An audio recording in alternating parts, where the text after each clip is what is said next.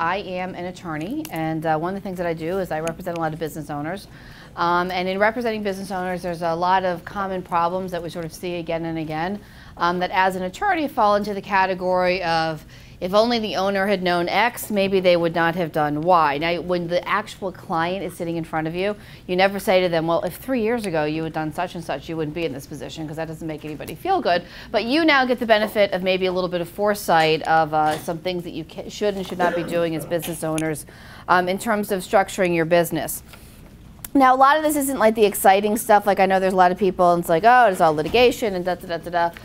But as a business owner, most of what it is that you're going to be doing, you run your business on a day-to-day basis, and then you have big transactions that you get involved in. You're going to be buying something. You're going to be selling something. You're going to be dealing with your largest client, something along those lines. And it's how do we then structure some of those larger transactions so that you can spend your time doing your day-to-day things. But then be cognizant of, is there a better way to be taking action from day to day in terms of how it is I'm going forward in my business. So I just have a couple of handouts. Yeah, that'd be terrific. That I'm going to ask Chris to hand out. Thank you very much. So what we're going to be talking about today are sort of 10 points to test your business infrastructure. Now, if you have any questions at all, please just ask the question. I'm up here, I know what it is that I can talk about, but I have no idea what your questions are. So whatever it is, you know, just you got a lawyer here for an hour is not going to be charging anything to answer your questions. So my personal advice is to take advantage of it. So what is the first thing that we talk about? The very first point that I always talk to business owners about is, what is their growth and exit strategy? You need to know where it is that you're going with your business, right? Everything that you end up doing with your business is relevant to where is it that I want to be from a growth strategy. Am I looking at getting financing at some point in time? Am I looking at bringing in new employees? Am I looking at switching from this state and going to be moving to another state? Am I looking at bringing in a partner? Is this a way that I'm going to be growing it all? What's my exit strategy? Am I looking to be bought out by somebody? Am I looking to be acquired by a friendly competitor? Am I looking to sell my company to a public company? And how is it that you need to go about structuring your business to be able to run that way? And let me give you a very relevant example. We have a client that we represented for years. And he started the business before we were representing him, and he decided that he wanted to be a C corporation. Now, a C corporation registered in Delaware, because he wanted to look like he was one of the big companies. He had like 7 or 8 employees. Now, a C corporation, the way that it's structured is that it is a separate taxpayer from the individual. But all your big, your Coca-Cola, your anybody who's a giant company, they're structured as a C corporation. So this is what he wanted. It gets to the point that his exit strategy is to sell to one of his large customers. Dell was a very large customer of his. Dell was going to buy him out for a very nice number. And it goes through and he goes, okay, you know, Deirdre, this is all it is that I'm going to be getting from the sale. I said, well, that's great, but you've got a $6 million tax bill. He goes, well, what do you mean I've got a $6 million tax bill? I say, well, the company pays capital gains on everything that you just sold. And in order for you to get your money out of the company, you have to pay taxes on it again. So that took your net number that you thought you were going to be getting with what's going to be going into your pocket down by a $6 million figure. Now, obviously, this is a large transaction, but if it's a $60,000 figure, the fact is that just by how they structured the company wasn't correct to meet the exit strategy that they had in mind. Because his exit strategy was always going to be, I want to sell the company. So that's one point to be thinking about. Any questions on number 1 so far? So if you want to sell, what should you do? Well, it depends on who you want to sell to.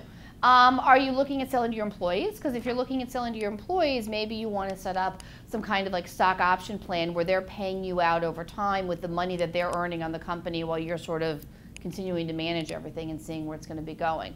If you're going to be looking to bring in a partner or something along those lines, maybe you get yourself structured as like an LLC, but maybe you keep voting control for a while, but then you bring in a partner and eventually they get some kind of voting control.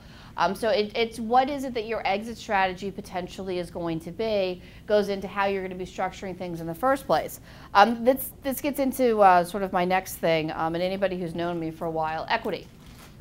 I always see people say, well, I don't have any money in my company, so I'm going to give away equity in my company. All right, well, let's talk about what happens when you give away equity in your company.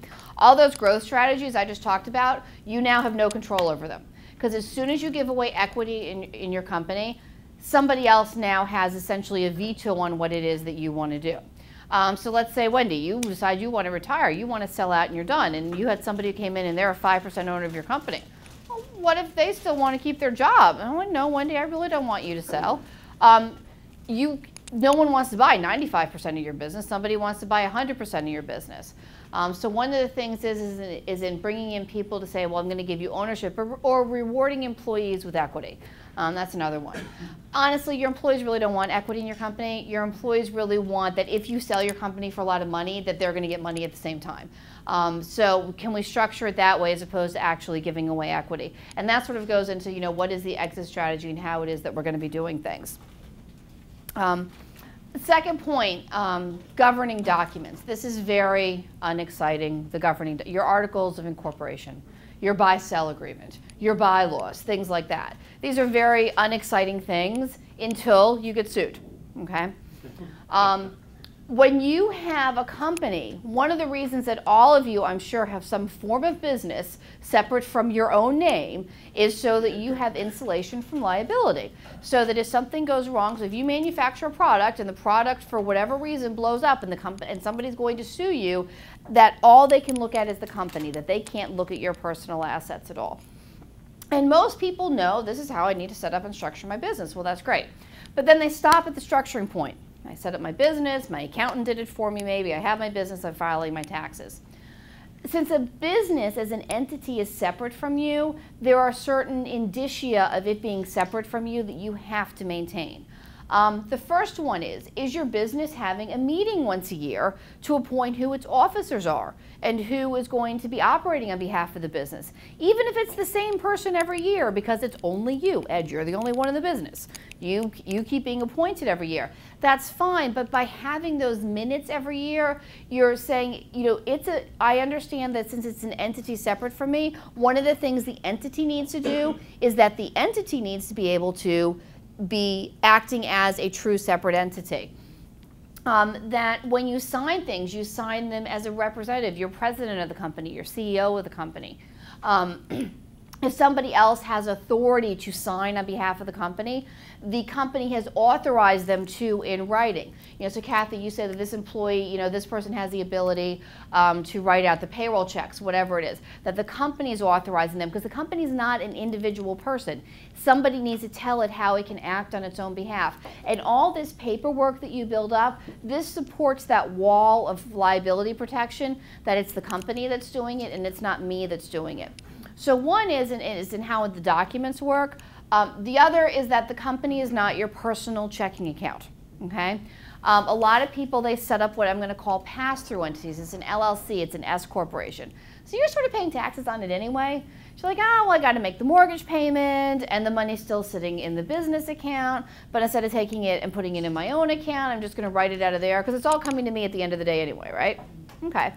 Well, if you're not going to respect the form of the business, no one who's suing you has to respect the form of the business. And the problem that you have are these two indicia. They're all historical. You can't create them at the time that you get sued. I mean, you can try to be fraudulent about them, but particularly with the money thing, there are records in time, and there's this great thing called discovery that attorneys have. So whatever it is that you've ever, unless you just thought about it and never told anybody about it, other than that, it's out there. We can find out about it. So you have to have this historical structure of saying, yes, it's a business. I have my minutes for my meetings that I have. I give people written authorization about what it is that they're doing. If I need to take money out of the account, I put it into my personal account before it is that I pay anything. Because if I want someone else to say, yes, I'm going to respect the form of business, I, the business owner, need to respect the form of business. All right, so that's point number 2. Questions on point number 2? One question. Thank you, June. Oh, I can only do one?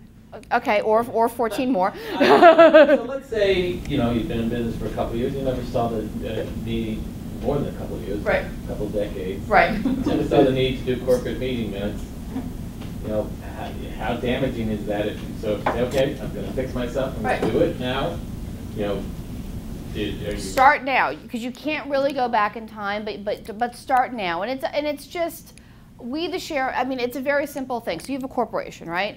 So we the shareholders get together once a year and we appoint the directors, who many times are the same people that the shareholders happen to be.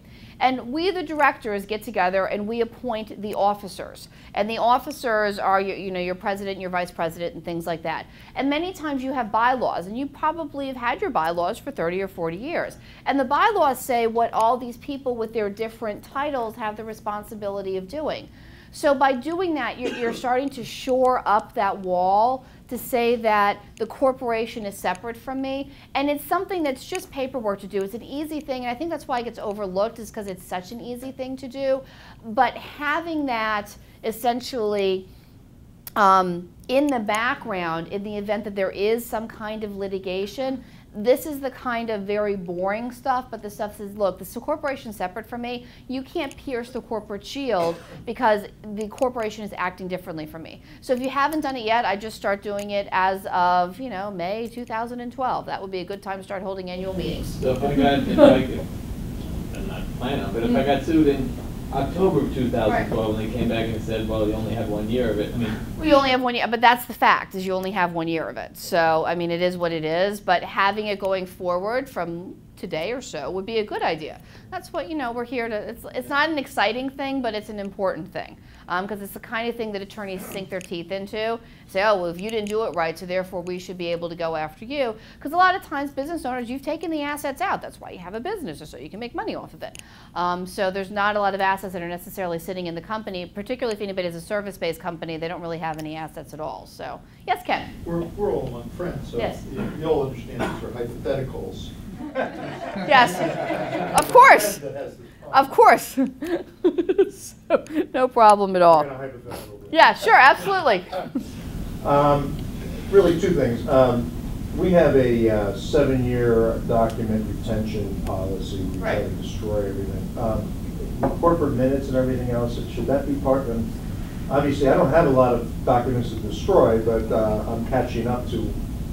Yeah, those are things I wouldn't destroy. Look, here's what happens in this day and age with any document retention policy. There's something called e-discovery, electronic discovery. You would be amazed what people want to text, tweet, email, whatever the case is about.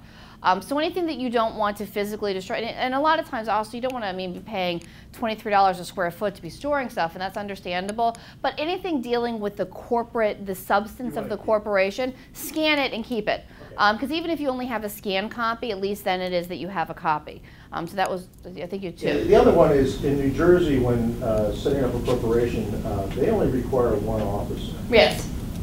Is it worth putting more than one officer if you're starting to? Depends when we get to the payroll liability section. You can probably tell you what. After talking about payroll tax liability, you let me know how you feel about having more than one officer. So you don't have to. One person is all that you can have a single shareholder or a single owner of an LLC. They're the sole shareholder, they're the only person who can be a director, and then they're the only officer, and that's fine, and still have the shield. But in that case in particular, that one, what we're really looking at also is how is the money being used, because where you only have one person involved, that's a lot of time where we see that you're using the business account as your checking account, because and you're not doing anything wrong, but in your mind, it's all going to the same place at the end of the day anyway, and you're just trying to make it easier. So. Second thing with governing documents, who here has partners? Just you have partners? Partners. Okay. A lot of times what I see with people who have partners, they have no agreement among the partners, okay? It's terrific to have partners when you're getting along with each other. Like it's terrific to be married when you still like your spouse, right?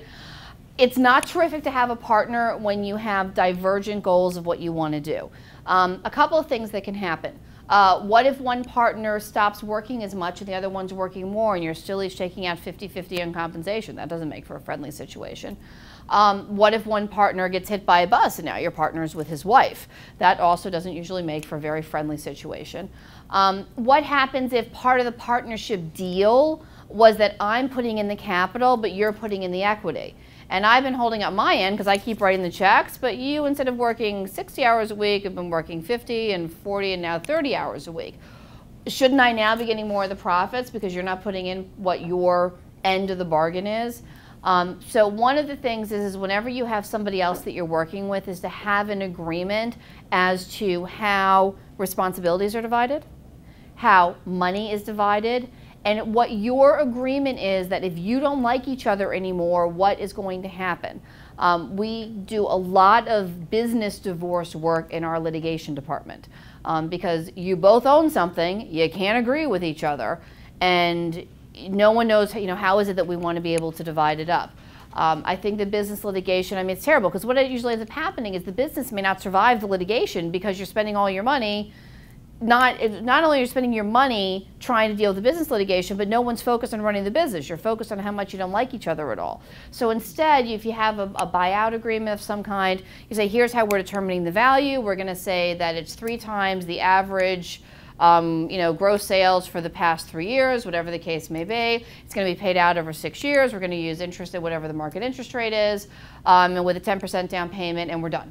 And now when you're going forward, when you have a dispute, you may change it, but at least you have your default. Here's how it is that we're going to be dividing. And the time to talk about that is when you still like each other. The time to talk about that is not when you are no longer getting along. So, any questions on buyout agreements? No questions? All right.